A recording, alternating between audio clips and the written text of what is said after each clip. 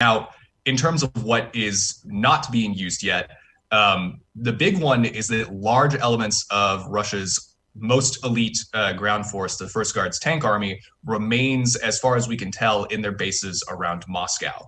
These are the best equipped forces of sort of the frontline Russian military, and most of them we have not seen deployed into Ukraine yet.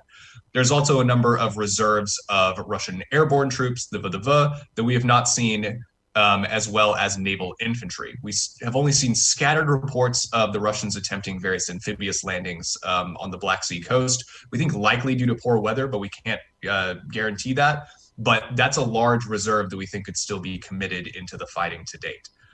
Beyond that, the Russians are really going to, in many ways, have to be scraping the bottom of the barrel. They have committed a lot of forces pulled from across southern and central Russia that began assembling as far back as April of 2021 already.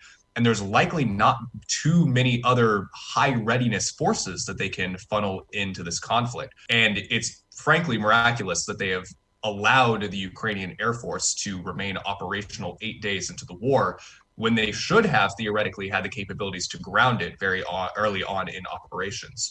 So a lot of those higher end Russian capabilities that we would expect, we haven't actually seen used yet. That doesn't, of course, mean that they won't ever be used, and we are beginning to see some indications of Russians using greater tactical air power, and of course, this is rightly getting a lot of attention, using possible thermobaric munitions and rocket artillery against civilian targets in Kyiv and elsewhere.